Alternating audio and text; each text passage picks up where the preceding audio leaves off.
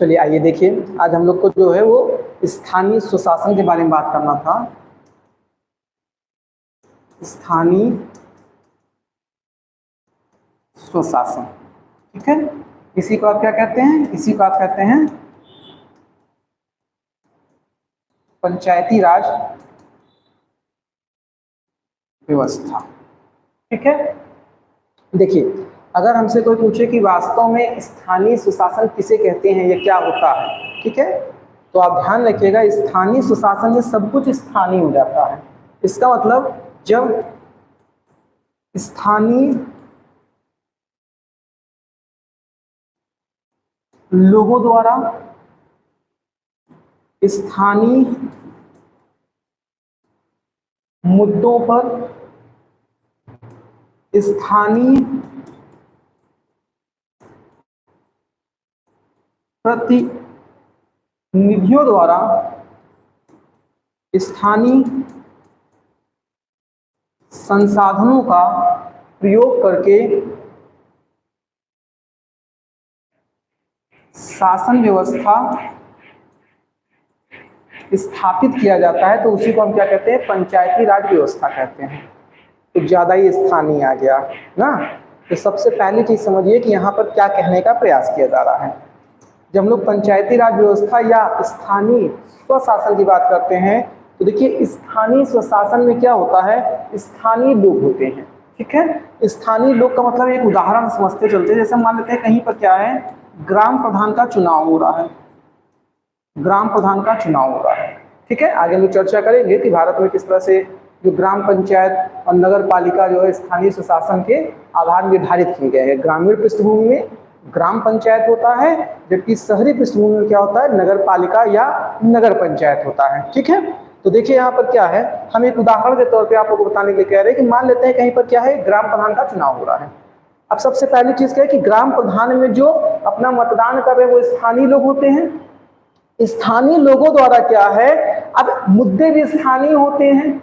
मुद्दे का स्थानीय होने का तात्पर्य क्या है? अब उनके गांव में किस प्रकार की आवश्यकताएं हैं, उनके गांव के किस प्रकार के विषय हैं, उसी के आधार पर तो वहां पर चुनाव लड़ा जाएगा। भारत के मुद्दे और राज्य के मुद्दे उठा करके तो आप वहां पर चुनाव लड़ेंगे।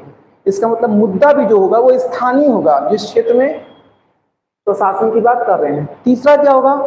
प्रतिनिधि भी स्थानीय होता है। बहुत बेहतर तरह से आप जानते हैं कि अगर कोई व्यक्ति ग्राम प्रधान का चुनाव लड़ना चाहता है तो वो उसी स्थान से लड़ सकता है जहां का वो क्या होगा? निवासी होगा। जैसे आप जानते हैं कि भाई विधायक की बात है, सांसद की बात है, कोई कहीं से भी लड़ सकता है, ठीक है। लेकिन यहाँ पर ऐसा नहीं है, इसलिए हम क्या कर रहे हैं? स्थानीय प्रतिनिधियों द्वारा और स्थानीय संसाधनों का प्रयोग करके, मतलब वहां पर जो उपस्थित घटक होंगे जिनका चुनाव में प्रयोग किया जा सकता है, उनका हम प्रयोग कर लेते हैं, ठीक है। एक चीज और यहाँ पे ध्यान रखिएगा, यहाँ पर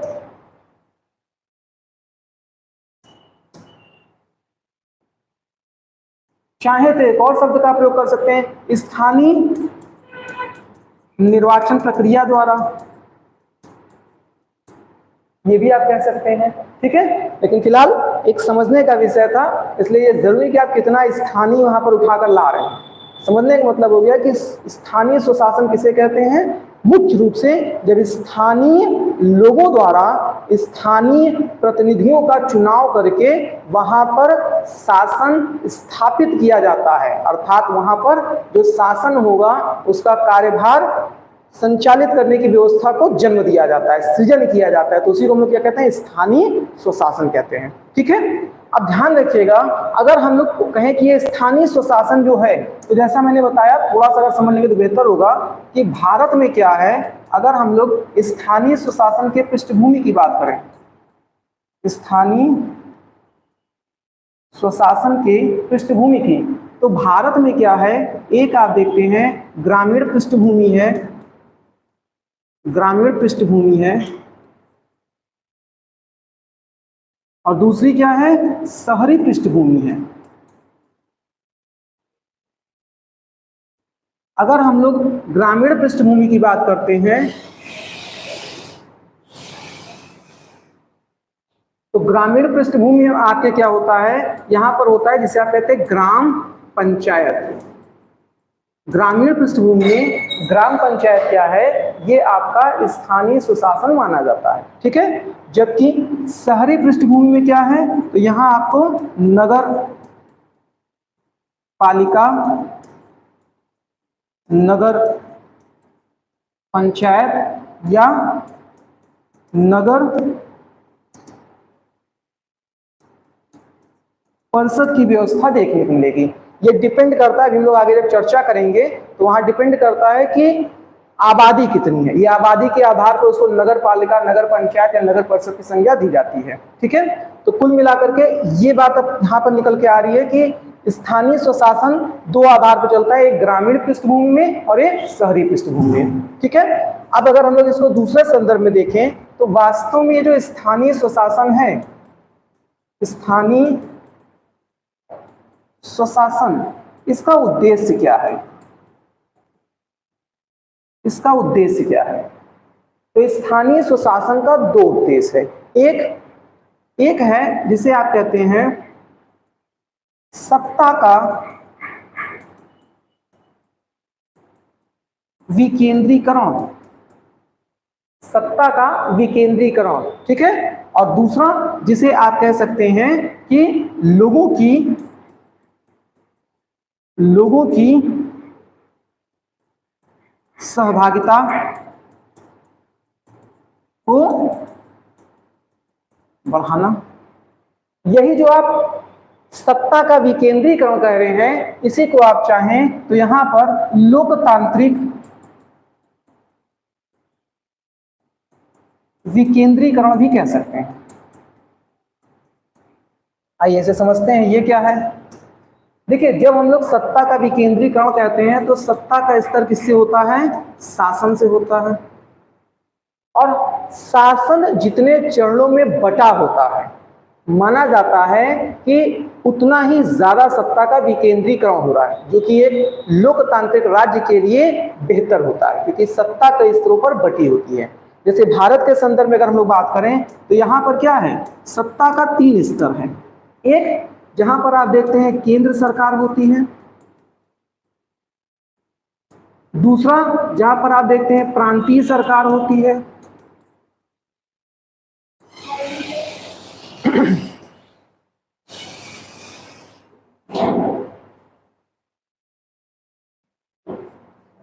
और तीसरा जहां पर आप देखेंगे अब क्या होगा, स्थानीय स्वशासन होगा।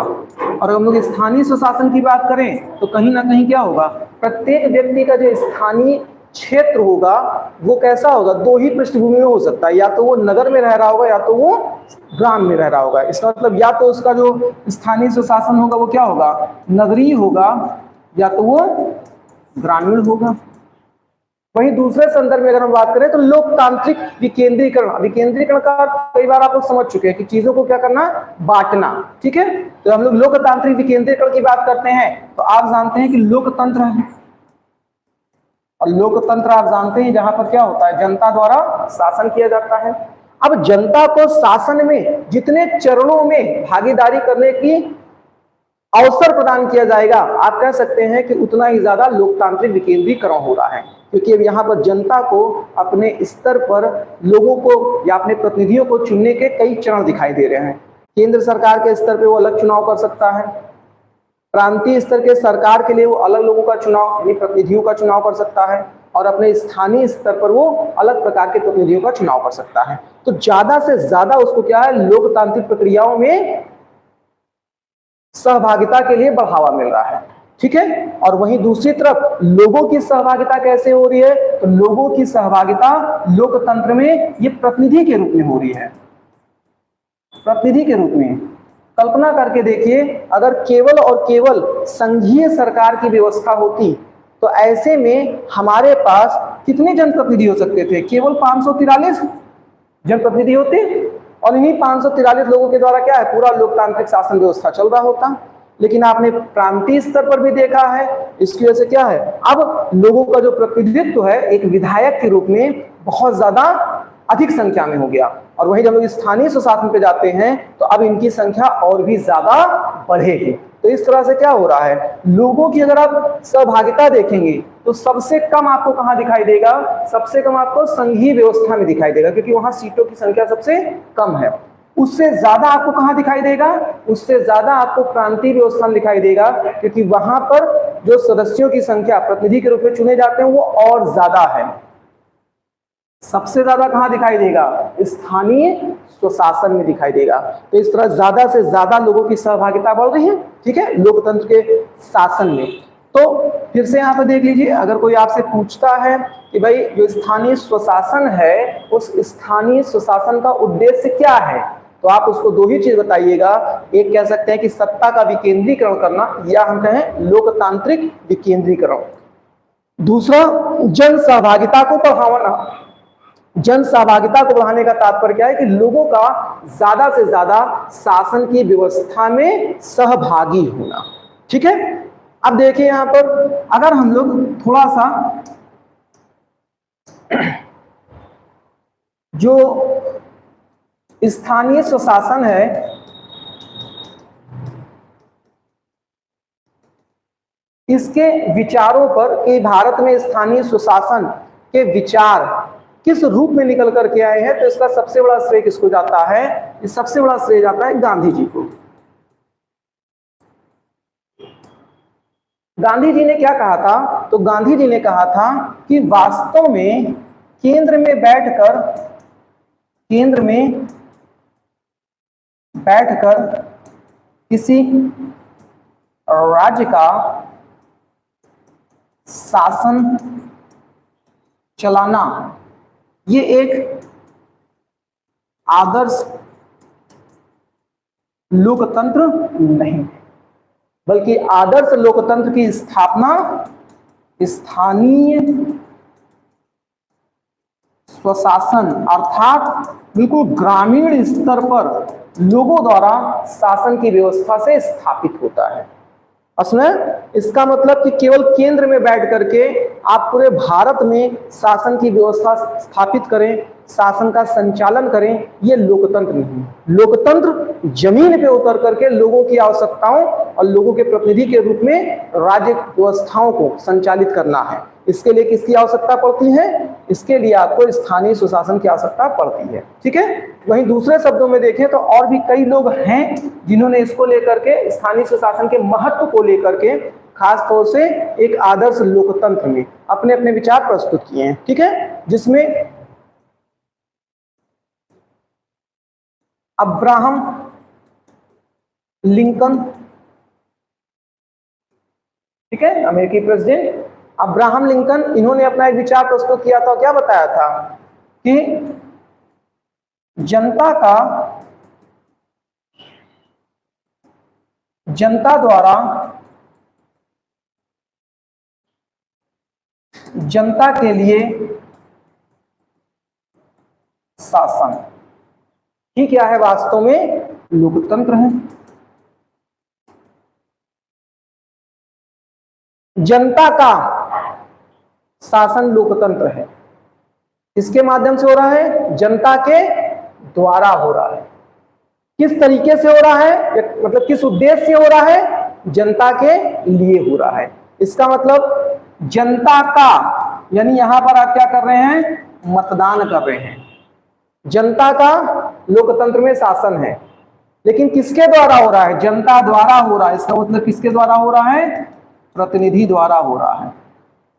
किसके लिए हो रहा है, जनता के लिए हो रहा है, अर्थात जनता के कल्याण के लिए हो रहा है।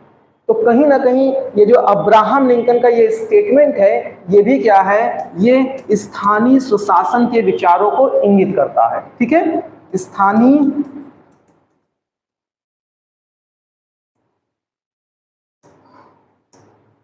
स्वशासन के विचारों को इंगित करता है, या हम कहें लक्षित करता है, ठीक है। इसी तरह से एक है लॉर्ड ब्राइस।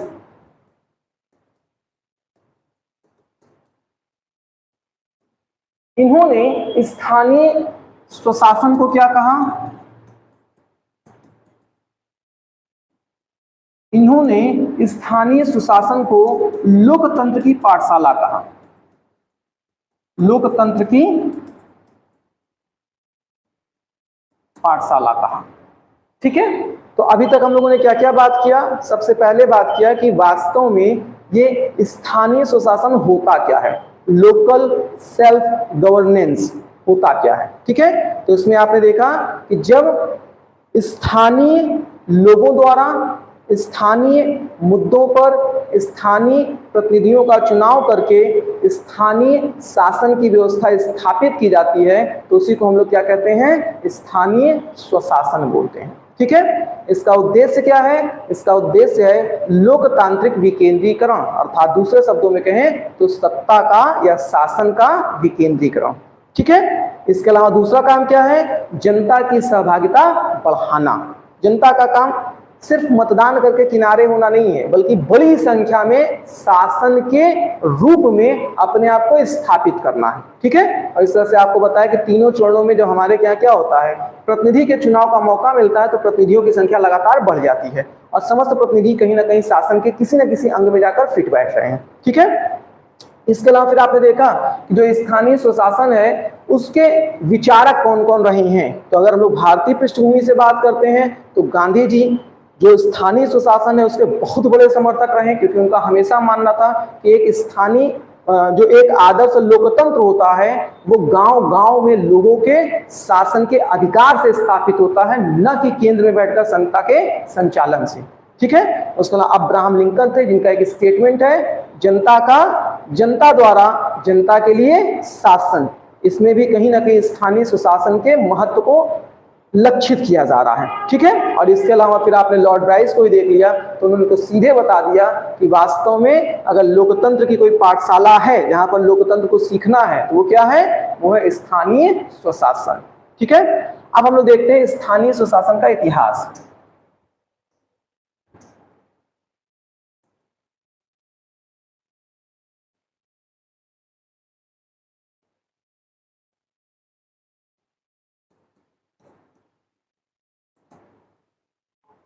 अगर हम लोग स्थानीय स्वशासन के इतिहास की बात करें तो स्थानीय स्वशासन वास्तव में भारत के क्षेत्रों में बिल्कुल प्रारंभिक समय से देखने को मिलता है, लेकिन कहीं ना कहीं मानव सभ्यता के विकास के क्रम में मानव प्रारंभिक चरण में तो स्थानीय स्वशासन पर उसकी निर्भरता ज्यादा थी, लेकिन जैसे जैसे उसकी सभ्यता बड़ी हुई, विकास का क्रम आगे बढ़ा, स्थानीय स्वशासन कहीं खो गया।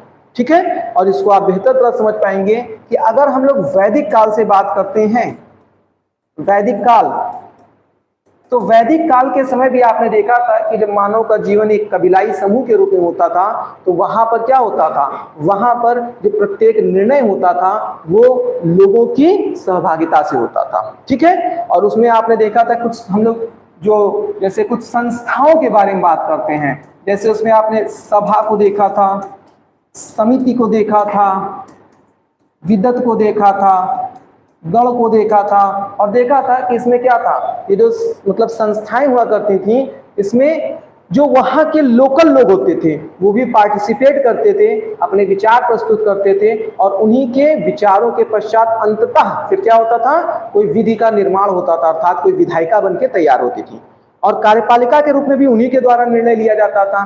तो इस तरह से क्या था, जब शासन की बात करते हैं तो मुख्य रूप से दो ही काम है, एक तो विधायिका अर्थात विधि का निर्माण करना, दूसरा कार्यपालिका अर्थात विधियों का लागू करना। ठीक है, या व्यवस्थाओं को लागू कराना।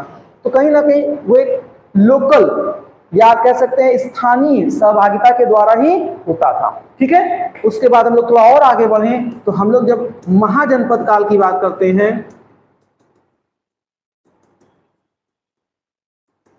महाजनपद काल, तो महाजनपद काल में आप देखते हैं कि हम लोग को क्या दिखाई देता है? हम लोग गणराज्य की संज्ञा सुनते हैं। गणराज्य जैसे आपने देखा था, सबसे पहला दुनिया का गणराज्य जो था वो कौन था? वैशाली का लिच्छवी गणराज्य था। ठीक है, इसके अलावा आपने शाक्य गणराज्य के बारे में भी सुना था, जहां से गौतम बुद्ध थे। ठीक है, तो ऐसे कई गणराज्य देखने को मिलता है, और आप जानते हैं गणराज्य का मतलब ही हो गया कि कहीं ना कहीं फिर वहां पर जो प्रमुख होगा वो वंशानुगत तो नहीं होगा, तो उसका चुनाव किसके माध्यम से होगा? चुनाव कहीं ना कहीं लोगों के माध्यम से होगा।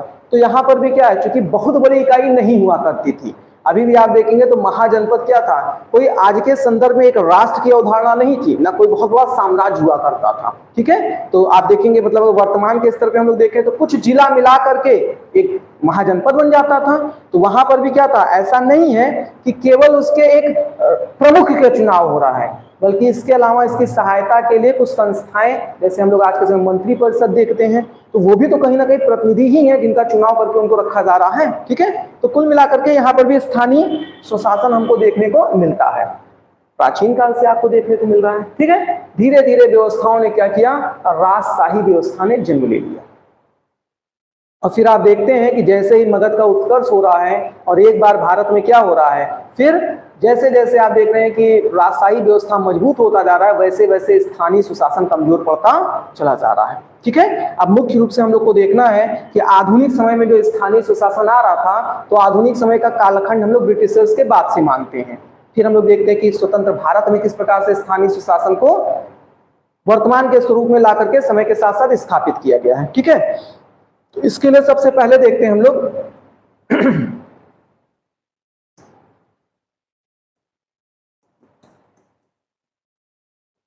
ब्रिटिशर्स काल में स्थानीय सुशासन।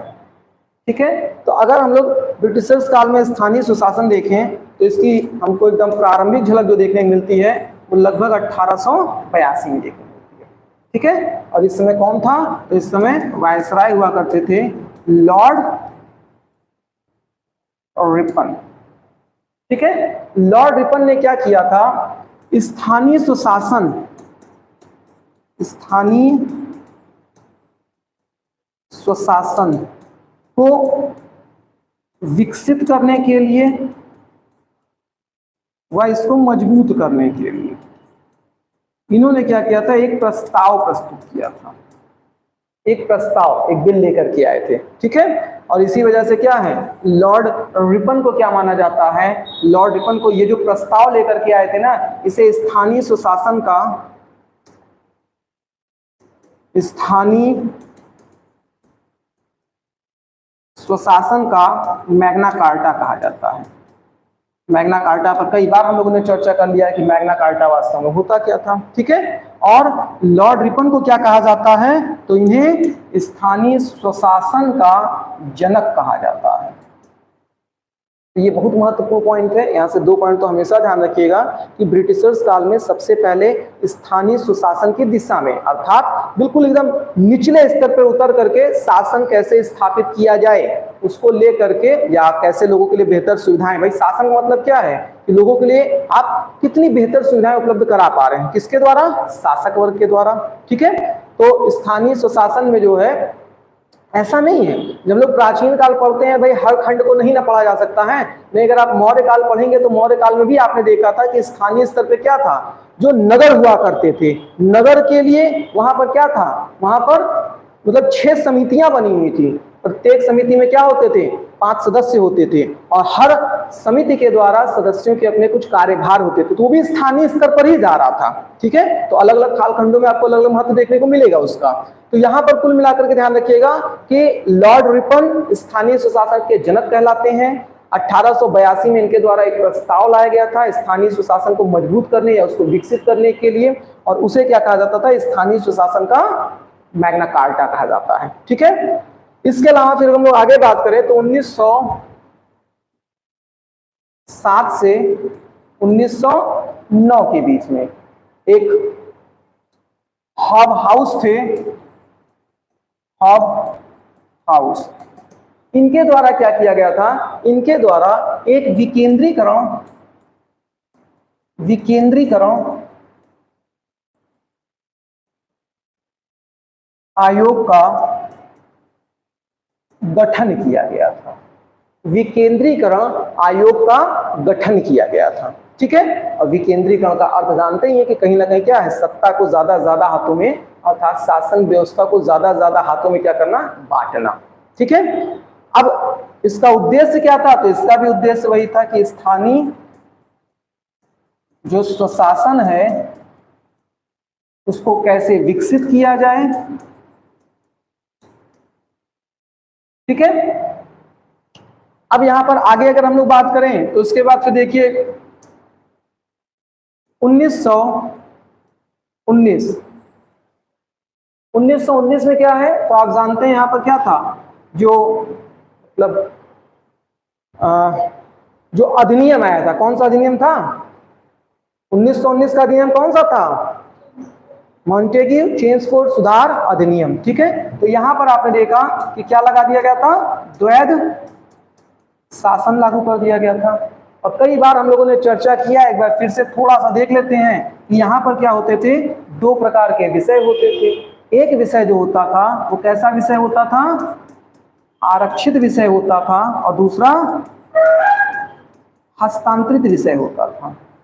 जब लोग आरक्षित विषय की बात करते हैं तो इस पे पूर्ण नियंत्रण किसका होता था, वायसराय का होता था। और इसमें मुख्य रूप से क्या था, जितने भी वित्त संबंधी और प्लस जो विदेश नीति होती थी, यानी अधिकार संबंधित जो विषय होते थे वो यहाँ पे रखे जाते थे। वहीं दूसरे स्तर पे हम लोग बात करें तो हस्तांतरित में क्या होता था, अब इसमें जो है जितने भी आप कह सकते हैं जन कल्याण संबंधित विषय होते थे वो यहाँ रख दिया जाता था, विकास और जन कल्याण संबंधित। ठीक है, तो कुल मिलाकर के अगर हम लोग द्वैध शासन के अधीन स्थानीय स्वशासन देखें तो आप समझ सकते हैं स्थानीय सुशासन कहीं ना कहीं वो हस्तांतरित विषय के अंतर्गत आ रहा था। और जहां पर जो हस्तांतरित विषय को लीड करने वाले निर्वाचित सदस्य हुआ करते थे, उनके पास सबसे बड़ी चीज थी पैसे का अभाव था। उनके पास पैसा तो इतना था नहीं कि वो निचले स्तर पर उतर सकर किसी चीज का विकास कर सके। ठीक है, अब इसके अलावा अगर आगे बात करें तो फिर 1937 में क्या हो रहा है, क्योंकि 1935 भारत शासन अधिनियम के तहत क्या हुआ, फिर आप देखेंगे कि जो प्रांत था वहां पर द्वैध शासन को हटा दिया गया। और जब द्वैध शासन को हटा दिया गया तो वहां पर क्या प्रांतीय स्तर पे चुनाव का प्रावधान आया। ठीक है, जब प्रांतीय स्तर पर चुनाव का प्रावधान आया तो अब 1937 में क्या हुआ, कुछ चुनाव हुए और उसका नतीजा निकल करके आया। उसमें क्या हुआ, तो उसमें 11 प्रांतों में से 8 पर कांग्रेस जीता, जिसमें आपने देखा था 6 पर उसे पूर्ण बहुमत प्राप्त हुआ था और 2 पर उसको एक तरह से आप कह सकते हैं कि सहयोग से, अर्थात जिसे आप संगठन आज के तौर पर कहते हैं ना, जैसे गठबंधन जिसे आप कहते हैं, तो आप कह लीजिए 2 पर उसे जो है 2 पर सबसे बड़े दल के रूप में था, सबसे बड़े दल के रूप में था। इस प्रकार से 8 जगह पर क्या था, कांग्रेस की प्रांतीय सरकार बनी। लेकिन हुआ क्या कि फिर 1939 में क्या हो रहा है, सेकेंड वर्ल्ड वॉर हो रहा है। और इस सेकेंड वर्ल्ड वॉर में ब्रिटिशर्स ने क्या किया, बिना भारतीयों से पूछे अपनी तरफ से घोषणा कर दिया कि कांग्रेस हमारे समर्थन में है। और इससे कांग्रेस और अन्य भारतीय नाराज हुए और अपनी नाराजगी को व्यक्त करते हुए और एक प्रतिशोध स्वरूप ये प्रदर्शित करते हुए कि हम आपके साथ नहीं हैं, यहाँ पर लोगों ने क्या किया, अपने पदों से इस्तीफा दे दिया। और जब इस्तीफा दे दिया तो पुनः स्थानीय सुशासन के विकास का कोई जगह ही नहीं बचा। तो इस तरह से हम कह सकते हैं कि द्वैध शासन में या 1935 भारत शासन अधिनियम के बाद जो प्रांतीय व्यवस्था स्थापित हुई, इन सभी स्थानों पर क्या हुआ, जो स्थानीय सुशासन था उसके विकास के कोई भी कार्य नहीं हुए, ना ही उसका किसी भी प्रकार से आप कह सकते हैं कोई बुनियादी ढांचा ऐसा बनकर तैयार हुआ जहां पर उससे लाभ लिया जा सके। ठीक है, ठीक है, तो कुल मिलाकर के अभी तक ये हम लोग देखें कि किस तरह से ब्रिटिशर्स काल में जो स्थानीय सुशासन था उस पर कार्य किया गया। ठीक है, अब अगर हम लोग पूरा मूल्यांकन करें,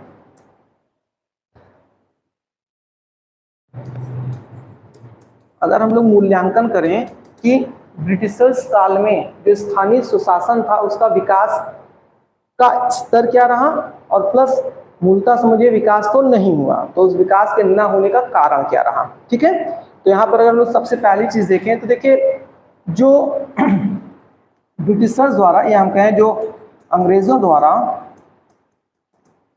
स्थानीय स्वशासन को लेकर के प्रयास किया गया, वो प्रयास जो है पर्याप्त नहीं था। अगर पर्याप्त नहीं था तो इसके पर्याप्त न होने के पीछे कारण क्या रहा? सबसे पहली चीज क्या था कि जो ब्रिटिशर्स थे वो स्थानीय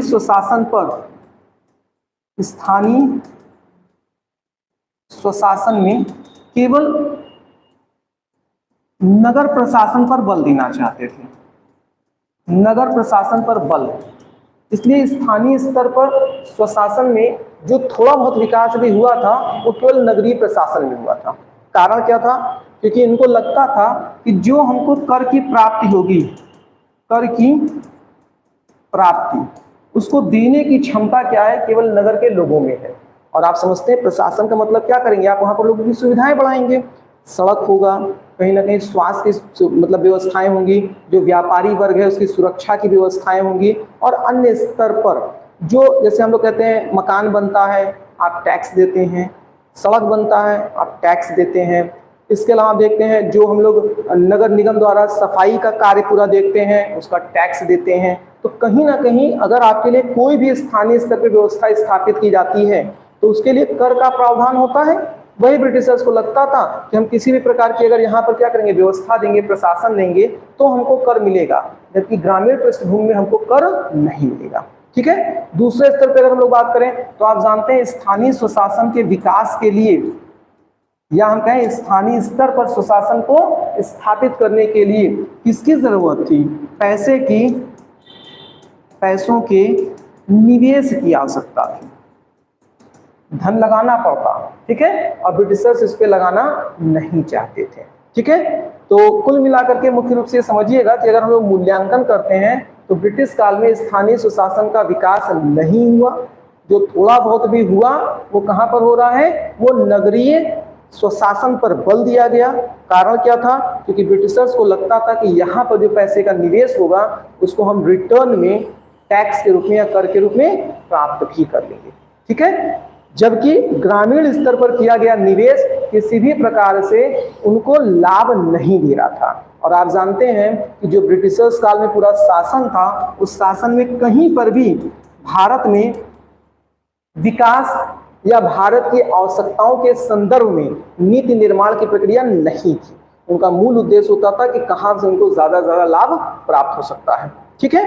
एक चीज और ध्यान रखिएगा कि भारत में स्थानीय स्वशासन को लेकर के पहला क्षेत्र बना था वो कौन सा था? मद्रास था। मद्रास। ठीक है। यानी पहला भारत में नगर पंचायत जो स्थापित हुआ था, नगर परिषद था, वो कहां पर हुआ था? मद्रास में हुआ था। ठीक है। ब्रिटिश काल में ही। अब ये तो बात रही ब्रिटिशर्स काल की। अब हम लोग का संविधान बन रहा था और स्वतंत्र भारत में पुनः स्थानीय स्वशासन को लेकर के प्रयास किए जा रहे थे। तो अब हम लोग देखते हैं कि स्थानीय स्वशासन को लेकर के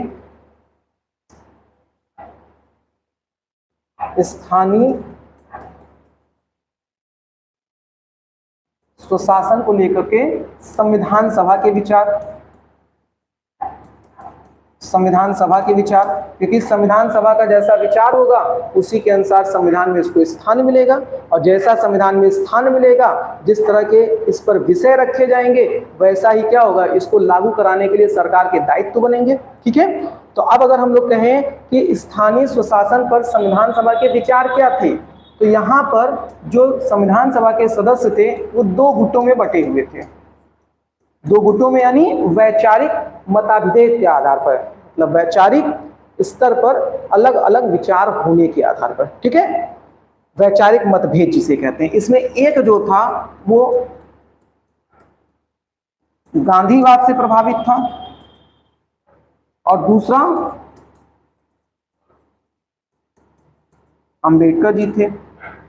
ध्यान रखिएगा जब हम लोग गांधीवाद की बात कर रहे हैं तो इसका मतलब क्या है? गांधी जी के विचार हो गए, क्योंकि संविधान सभा के सदस्य के रूप में गांधी जी नहीं थे, लेकिन संविधान सभा के ऐसे कई सदस्य थे जो गांधी जी के विचारों से प्रभावित थे। इसलिए यहां पर मैंने गांधीवाद कर दिया। ठीक है। और आपने देखा है कि गांधी जी किस तरह से जो स्थानीय स्तर पर स्वशासन की बात की जा रही है उसके प्रबल समर्थक थे। उनका मानना था कि वास्तव में किसी भी राज्य का जो आदर्श लोकतंत्र होता है वो गांव में निवास करता है। ठीक है, इसका मतलब ये तो इसके समर्थक थे। लेकिन अंबेडकर जी जो थे वो स्थानीय सुशासन के पक्ष में नहीं थे। इनका मानना था कि भारत में अभी भी जो लोकतंत्र है वो इतना मजबूत नहीं हुआ है कि स्थानीय स्तर पर शासन का संचालन हो सके, और इसका दुष्परिणाम क्या होगा कि पुनः जो स्थानीय स्तर पर शासन है उस पर जो धनाढ्य लोग हैं यानी धनी वर्ग हैं और जो उच्च वर्ण के लोग हैं यानी उच्च वर्ग और उच्च वर्ण के लोग जो हैं वो क्या करेंगे, एक तरह से वहां पर अपना दबदबा बना लेंगे, कब्जा कर लेंगे या उनका शासन हो जाएगा, और एक तरह से ये कहें तो पुनः सामंती व्यवस्था स्थापित हो जाएगी। ठीक है, इसका अर्थ क्या निकल रहा है? देखिए, मूलतः अगर कहा जाए तो अंबेडकर जी के विचार भी सही ही थे अपने पक्ष पर, क्योंकि गांधी जी एक आदर्शवादी व्यवस्था में जरूर चल रहे थे, लेकिन अगर आप एक व्यवहारिक स्तर पर देखें तो उस समय जो गांव की पृष्ठभूमि हुआ करती थी, आप बताइए, मतलब हम लोग तो अभी पिछले 15-20 सालों की स्थिति में देखे हैं कि चुनाव कैसे होता था। जो जिस क्षेत्र का दबंग होता था पूरे एरिया में क्या करता था, अपने पूरे एरिया में एक एक वोटर को किसी और को देने नहीं देता था, पूरा पूरा बूथ कैप्चरिंग हो जाता था। बिहार उहार का जो हालत देख इस तरह से शासन चलाते थे उसका पूरा बिहार गवाह है। ठीक है, मतलब एक वोट कोई किसी को नहीं दे सकता था, ऐसे शासन चलता था। तो सोचिए कि गांव गांव में क्या होता, जो गांव में पिछड़े शोषित वर्ग थे, निम्न जाति के स्तर पे थे, निम्न वर्ग के लोग थे, कभी लगता कि लोकतंत्र में उनको न्याय मिल पाता? जो पैसे वाले थे, जमींदार हुआ करते थे, या अन्य स्तर पे जो उच्च वर्ग धनाढ्य वर्ग लोग होते थे, वही शासन का मलाई खा रहे होते। ठीक है, तो इस तरह का उस समय तो सही था कि बहुत स्तर पर वहां पर नहीं था, लेकिन शुरुआत भी कभी ना कभी कहीं ना कहीं से तो जरूरी ही थी। भले वो आप 0 स्तर से शुरू करो, लेकिन हर चीज की शुरुआत 100% सफलता के साथ नहीं होती है, लेकिन सबसे जरूरी होता है कि पहले शुरुआत हो तो दोनों ही लोग, इसी को वैचारिक मतभेद कहते हैं। वैचारिक मतभेद में कभी भी कोई गलत नहीं होता है, विचारों के अपने दोनों के तर्क होते हैं, बस तुलनात्मक रूप से कौन ज्यादा महत्वपूर्ण है और कौन कम महत्वपूर्ण है, या परिस्थितियों की सापेक्षता में किस प्रकार के विचार की आवश्यकता ज्यादा है, इसी का अंतर आता है। बाकी कभी भी 2 प्रकार के विचारों का मतभेद होता है तो ये मत सोचिए कि एक गलत है तो दूसरा सही है। समझ आ रहा है? तो यहां पर भी वही चीज हुआ, और अंततः आपने देखा फिर क्या हुआ, अंततः जो संविधान बनकर तैयार हुआ, अगर हम लोग इस संविधान की बात करें तो इस संविधान में आप देखेंगे कि जो हमारा डीपीएसपी था, डीपीएसपी यानी नीति निर्देशक तत्व, इस नीति निर्देशक तत्व में जो आपने आर्टिकल 40 देखा, अनुच्छेद 40, ठीक है, इसमें क्या था, तो आपने देखा कि यहाँ पर ला करके स्थानीय स्वशासन की व्यवस्था को रख दिया गया। ठीक है, अब आप समझ सकते हैं कि जब डीपीएसपी में ला के रखा गया तो चूंकि अभी पढ़ करके ही आ रहे हैं तो आपको इसका मतलब समझ में आ गया कि अब ये क्या किया गया, ये राज्य के ऊपर छोड़ दिया गया। यदि राज्य समर्थ है तो ये क्या करें, ये अपने स्तर पर नीचे नीचे नगर और जो ग्रामीण इलाके हैं वहां पर स्थानीय व्यवस्था को स्थापित करें, या उसी को हम कह सकते हैं लोकतांत्रिक विकेंद्रीकरण करें।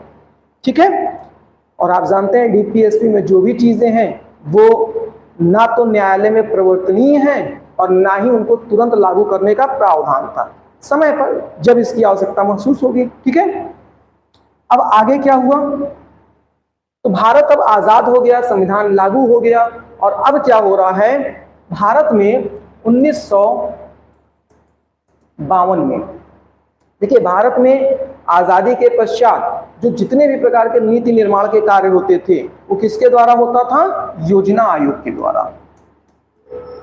योजना आयोग, इसी का नाम बदल करके 2015 के बाद से क्या कर दिया गया है, नीति आयोग कर दिया गया। ठीक है, अब यहां पर क्या हुआ, 1952 में योजना आयोग ने 2 कार्यक्रम चलाए, 2 कार्यक्रम चलाए। ये 2 कार्यक्रम क्या था, एक था सामुदायिक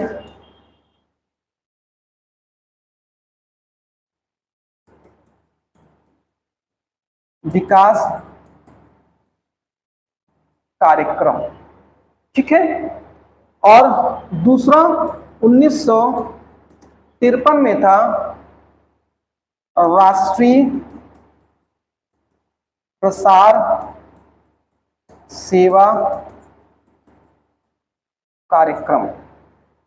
वास्तव में ये जो दोनों कार्यक्रम थे, इनका उद्देश्य क्या था? तो इनका उद्देश्य था स्थानीय स्वशासन का विकास, अर्थात स्थानीय स्वशासन का गठन व इसका सशक्तिकरण,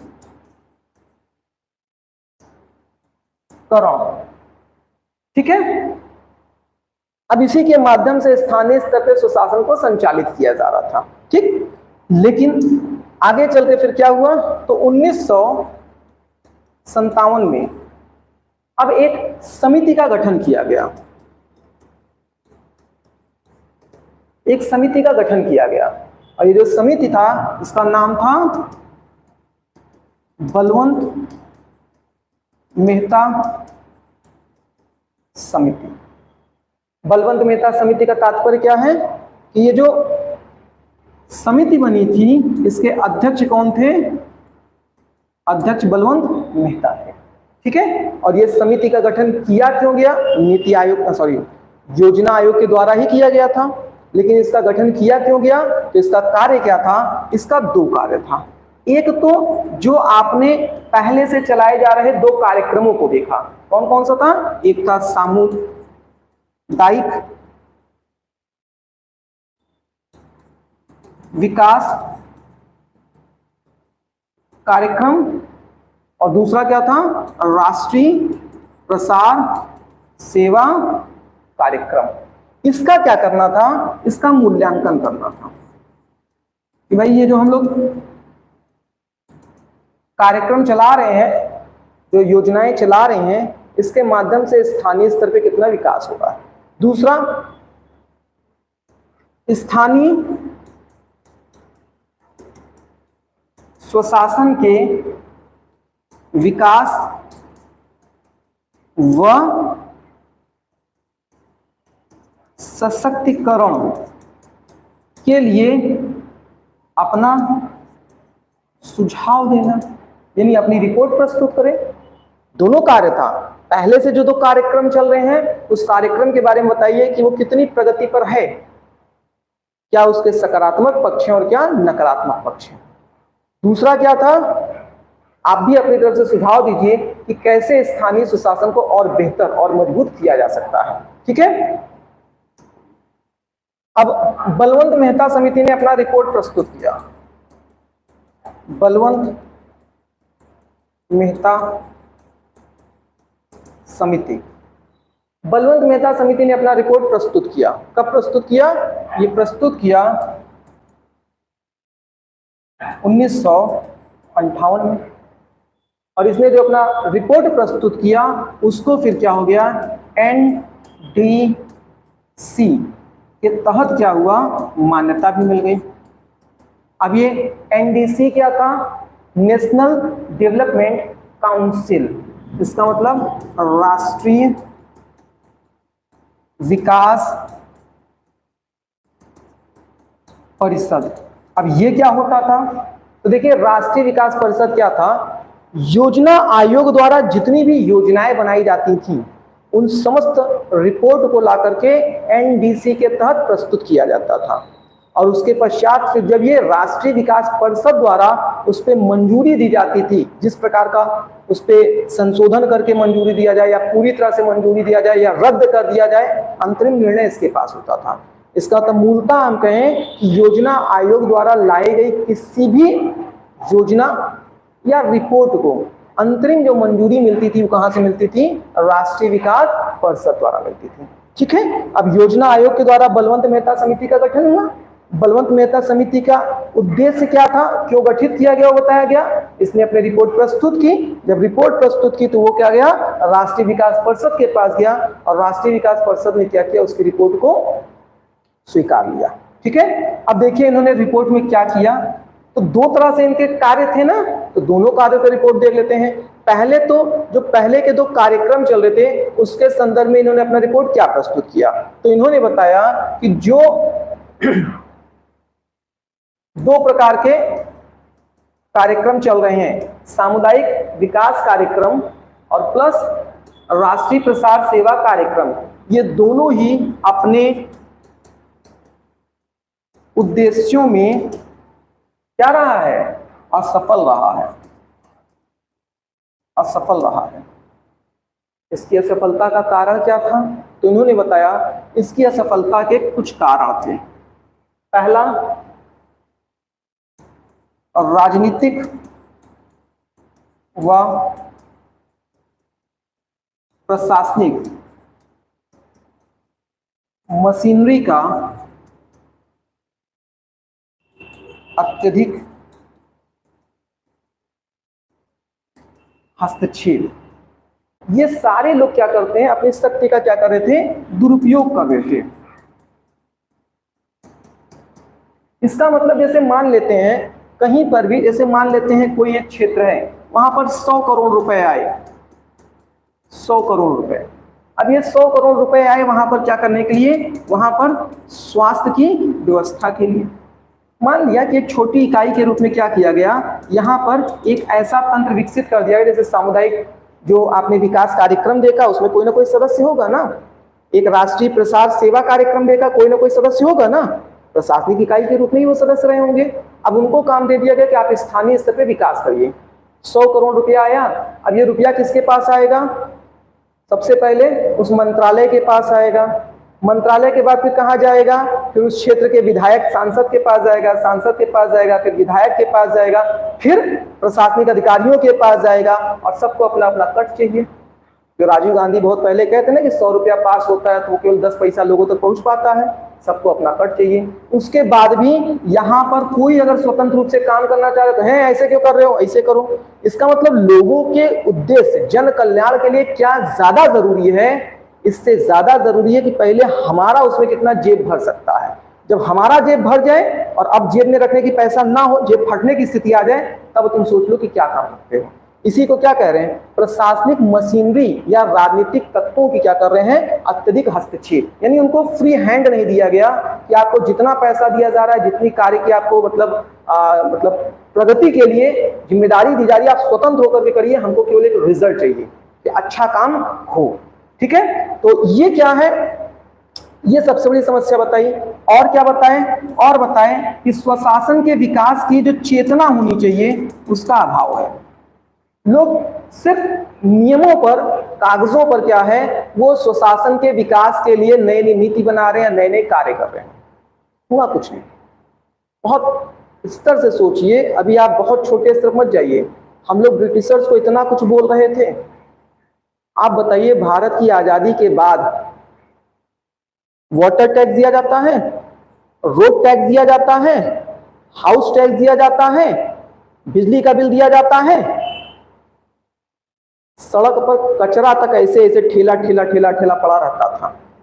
आप जहां कहीं भी खड़े होते रहे होंगे, अगर आप लोग को थोड़ा सा भी पहले का समय याद आ रहा होगा, जहां कहीं खड़े होते होंगे, बस स्टैंड पे खड़े हुए, रेलवे स्टेशन पे खड़े हुए, आसपास के क्षेत्रों में खड़े हुए, सब गंधाता रहता था, सब जगह कूड़े का ढेर जो ऐसे लगा रहता था। आप बताइए ये स्थानीय स्वशासन में उसके सफाई की जिम्मेदारी किसकी है?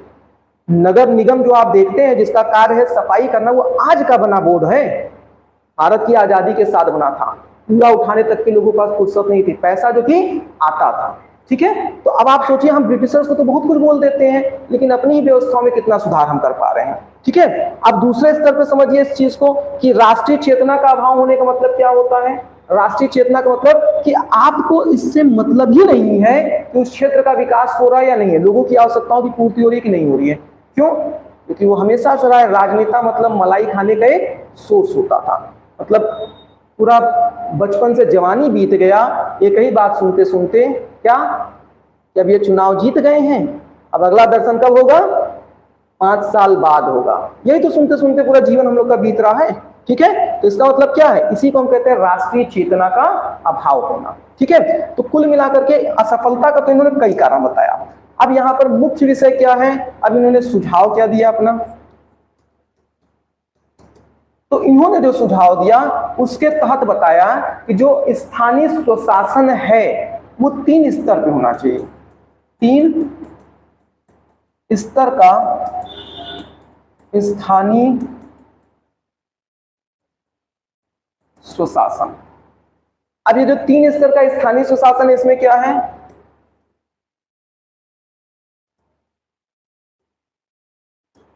पहला ग्राम स्तर पर, दूसरा मध्यवर्ती, तीसरा जिला परिषद। ठीक है, अब देखिए जो ग्राम स्तर पर है यहां पर क्या होगा, यहां पर होगा ग्राम पंचायत। ठीक है, जो मध्यवर्ती स्तर पर है यहां क्या होगा, पंचायतन समिति या पंचायत समिति कह लीजिए, और जो जिला स्तर पे है इसको परिषद हटा देते हैं, नाम कहीं पहले लिखिए, जो जिला स्तर पर है ये क्या होगा, ये हो जाएगा जिला परिषद। अब जरा बताइए 3 स्तर पे आपको समझ में आ रहा है, इसका मतलब स्थानीय सुशासन में क्या होगा, एक अगर हम लोग कहें तो सबसे बड़े स्तर पे क्या हो रहा है, जिले में एक प्रशासन होगा, जैसे आज भी आप देखते हैं जिला अध्यक्ष होता है। ठीक है, नगर पंचायत का जिला अध्यक्ष होता है कि नहीं होता है। दूसरा आप देखेंगे तो मध्यवर्ती, मध्यवर्ती मतलब एक ब्लॉक लेवल पे, हालांकि यहाँ पे भी इसको डिफाइन नहीं किया गया और ना ही यहाँ पर हम वर्तमान के जो मूल में आपके स्थानीय सुशासन अभी वहां तक पहुंचे हैं, क्योंकि अभी यहाँ पर कई समितियां बनेंगी, अलग अलग रिपोर्ट आएंगे। ठीक है, तो फिलहाल अभी यहीं तक सीमित रहिए, ग्राम स्तर पर, मध्यवर्ती स्तर पर, जिला स्तर पर। और एक बात इन्होंने और क्या बताई, ये जो जिला परिषद है, ये जिला परिषद पे क्या है, जो इसका अध्यक्ष होगा वो कौन होगा, जिलाधिकारी होगा, जिलाधिकारी होगा। ठीक है, इसका मतलब प्रत्येक, जैसे आप कहते हैं ना पदेन पद एक पढ़ते हैं, पदेन पद जैसे आपने पढ़ा कि प्रधानमंत्री हैं, तो प्रधानमंत्री क्या होते हैं, अंतरराज्यीय जो समिति बनती है उसके अध्यक्ष पदेन पद के रूप में होता है। उसी तरह यहाँ पे क्या होगा, जिला परिषद के जिलाधिकारी हो जाएंगे। ठीक है, अब इसके अलावा जब इन्होंने क्या किया, अपना 1958 में रिपोर्ट प्रस्तुत किया, तो इस रिपोर्ट के तहत क्या है, इनकी जो बलवंत मेहता समिति का जो सुझाव था वो एनडीसी के तहत मान लिया गया। और फिर क्या हुआ, फिर जाकर के 2 अक्टूबर 1959 राजस्थान के नागौर के कौन सा क्षेत्र था, नागौर के बगदरी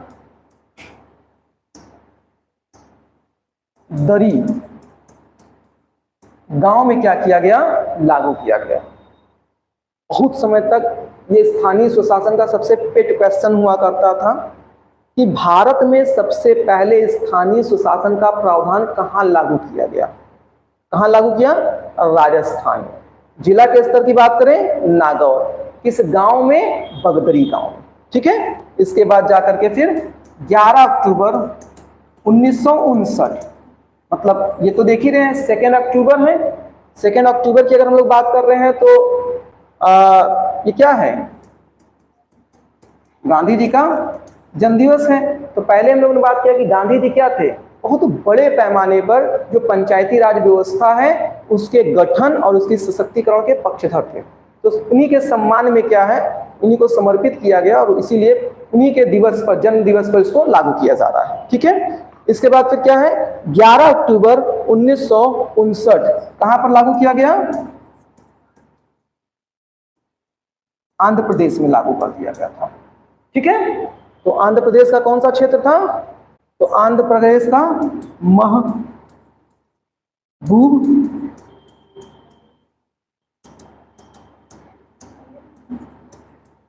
नगर। ठीक है, ये था, और विकास खंड था सादनगर। ठीक है,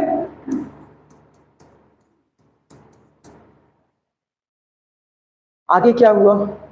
अच्छा, एक चीज और ध्यान रखिएगा यहाँ पर, ये जो इन्होंने अपनी रिपोर्ट प्रस्तुत की थी उसमें राजनीतिक स्तर पर, प्रशासनिक स्तर पर लोगों की चेतना और प्लस आप कह सकते हैं हस्तक्षेप को तो दोषी दिया ही था, साथ ही साथ यहाँ पे क्या था, एक ये भी बताया था कि पैसों का अभाव होना, पैसों का अभाव, क्योंकि आप जानते हैं भारत में जो सबसे पिछड़ा क्षेत्र है वो ग्रामीण क्षेत्र है, और सबसे बड़ा क्षेत्र कोई है तो वो भी ग्रामीण क्षेत्र है। तो भारत की आज़ादी के बाद उतना पैसे भी नहीं थे कि वहाँ पर एक बेहतर व्यवस्था को स्थापित किया जा सके, जो था भी उसका भी दुरुपयोग ही ज़्यादातर हुआ है। ठीक है, तो अब यहाँ पर क्या है,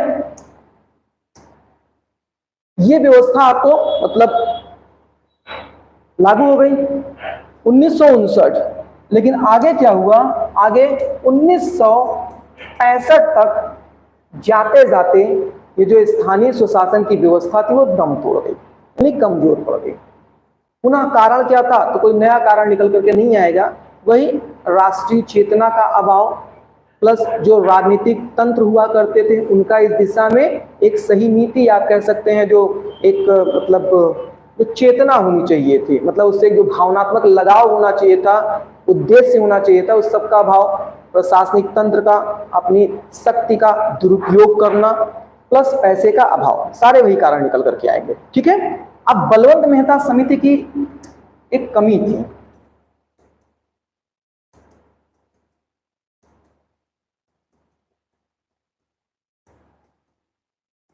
बलवंत मेहता समिति की कमी क्या थी, कमी ये थी कि इन्होंने जो अपना रिपोर्ट प्रस्तुत किया उसमें जो स्थानीय स्वशासन था, स्थानीय स्वशासन, इस स्थानीय स्वशासन को अनिवार्य नहीं कराया, अनिवार्य नहीं कराया। बस में अगर ये स्थानीय स्वशासन अनिवार्य करा दिए होते तो कहीं ना कहीं क्या होता, सभी स्तर पर इसको लागू करना पड़ता और फिर लोगों की जिम्मेदारी बन जाती है। जो चीज अनिवार्यता में हो जाता है फिर कहीं ना कहीं उसके प्रति कुछ ना कुछ तो एक होता है ना, जैसे आप देखिए कोई भी काम करते हैं, हर काम का अपना एक विजन होता है, विजन समझते हैं, इसका मतलब एक लक्ष्य होता है, एक दूरदर्शिता होती है। अब एक जो विजन की बात हम लोग करते हैं, जो व्यक्ति सही नीति के साथ कार्य कर सकता है विजन वही बना सकता है, बाकी सब खाना पूर्ति करते हैं। लेकिन यदि किसी चीज को अनिवार्य कर दिया जाए तो विजन ना होने के बावजूद भी क्या होता है, व्यक्ति मतलब आप एक छोटे से ऐसे उदाहरण समझिए, क्या अंतर होता है जब आप लोग घर पे बैठकर पढ़ते हैं और क्लास में बैठकर पढ़ते हैं, क्या अंतर होता है जब आप लोग घर में बैठकर पढ़ते हैं और क्लास में बैठकर पढ़ते हैं?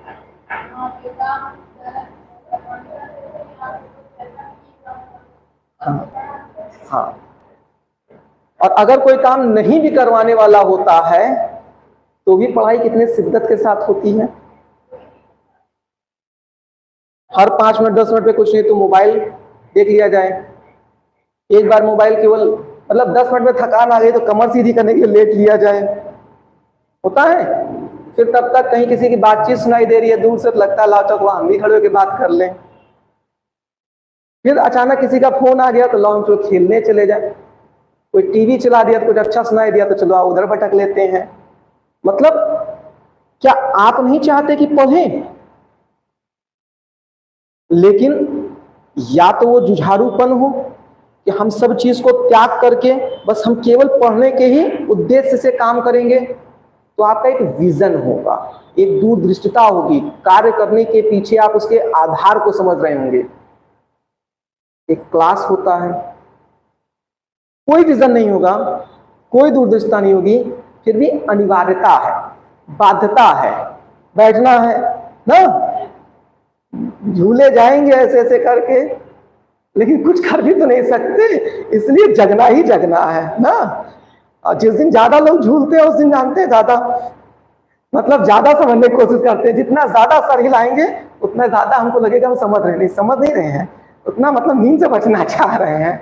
तो एक तो ये है, मोबाइल आप इस्तेमाल नहीं कर सकते, दूसरा जानते हैं कोई रोक टोक करके बुलाने वाला नहीं है, तीसरा जानते हैं, प्लस हर छोटी छोटी चीजों का मतलब एक सरल शब्दों में कहें कि अगर सही तरह से बायो ब्रेक पर भी जाना हो, बाथरूम पर भी जाना हो तो 15 मिनट बैठना पड़ता है, रुक जाओ छोड़ेंगे तभी जा सकते हैं। अनिवार्यता का ये प्रभाव पड़ता है। इसका मतलब क्या है कि फिर चाहो ना चाहो कुछ तो करना ही पड़ जाता है, ठीक है, क्योंकि उसकी रिपोर्ट भी तो हमको साल या हर 5 साल में कुछ ना कुछ तो प्रस्तुत करनी है। अच्छा, नहीं भी प्रस्तुत करनी है तो यही तो लोकतंत्र है। आप कुछ भी नहीं करोगे तो भी लोग जवाब तो मांगेंगे ना। अभी मान लेते हैं, जैसे जब अभी आगे चलकर हम लोग देखेंगे कि 92-93 जब ये लागू हो रहा है, तब पंचायती चुनाव व्यवस्था स्थापित हो जाएगी। हर गांव में और हर नगर में जो है उसका अपना एक प्रतिनिधि उभर करके आएगा। मान लेते हैं कि वो कुछ नहीं किया, सरकार ने जितना पैसा दिया सब पैसा वो ढकेल के बैठ गया, तो कम से कम लोकतंत्र में 5 साल बाद जनता उससे पूछेगी तो तुमने किया क्यों। और कहीं ना कहीं दोबारा गद्दी पाना भी एक लालच होती है, जिसकी वजह से बहुत से बार लोग कुछ तो कर जाते हैं।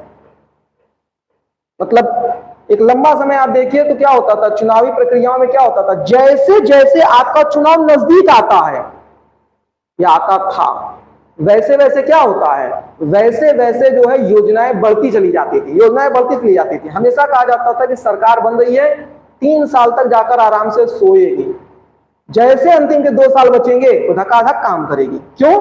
क्योंकि याद तो वही रहेगा जो तुरंत तुरंत में हुआ होगा, और इसलिए क्या है, अच्छी अच्छी योजनाएं, तमाम प्रकार के कार्य तो ऐसे ऐसे चलने लगते थे। तो हम कह रहे हैं इसी भरोसे कि चलो दोबारा जीतना है, थोड़ा बहुत काम हो जाता तो अनिवार्यता का ये बाध्यता हो जाता है, ठीक है।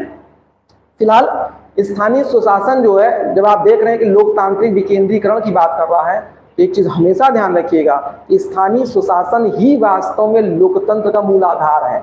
तो भारत जैसे क्षेत्र में तो खास तौर से, ठीक है, क्योंकि आप जानते हैं भारत की आदमी 65% आबादी गांव में रहती है, ठीक है। और आप सोचिए कि जो आज अपने गांव में आप आसपास देख रहे हैं, जो पक्की सड़कें दिखाई दे रही, बिजली की व्यवस्था दिखाई दे रही है, पक्के मकान दिखाई दे रहे हैं, प्लस प्राथमिक स्कूल दिखाई दे रहा है, स्वास्थ्य केंद्र दिखाई दे रहा है। आप जाकर के अपने पिताजी और दादाजी के समय में पूछिए कि क्या था उनके गांव में, खड़ंजा भी नहीं रहा होगा, मेढ़ी पकड़ के लोग जाते रहे होंगे। तो कहीं ना कहीं जब स्थानीय सुशासन 90-92 के बाद से लागू हो रहा है, तभी तो धीरे धीरे कुछ बनता रहा। हम कह रहे हैं हर साल भी एक एक ईंटा रखाएगा तो भी तो सड़क बनी जाएगी ना।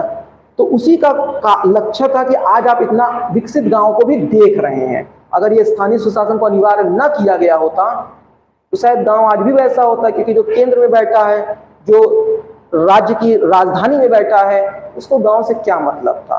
तो व्यवस्थाएं वैसे ही रह जाती, ठीक है।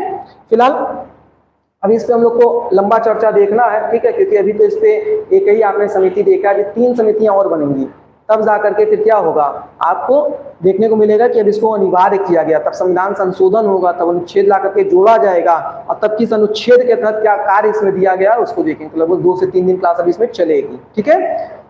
इसके अलावा जो बार बार एक शब्द का प्रयोग कर रहे हैं, लोकतांत्रिक विकेंद्रीकरण, इसको मत भूलिएगा। यहाँ पर ये जो बलवंत मेहता समिति ने अपना रिपोर्ट प्रस्तुत किया था, तो बलवंत मेहता समिति ने अपने रिपोर्ट में ही पहली बार बताया था कि एक आदर्श लोकतंत्र के लिए क्या होना चाहिए, लोकतांत्रिक विकेंद्रीकरण होना चाहिए। जो हम लोग बार बार कह रहे हैं कि स्वशासन में क्या होना चाहिए, लोकतांत्रिक विकेंद्रीकरण होना चाहिए।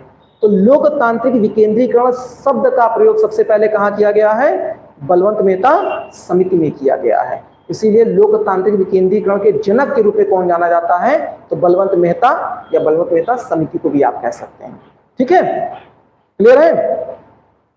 चलिए फिलहाल इसको यहीं पे रोक रहे हैं, फिर आगे हम लोग कल करते हैं।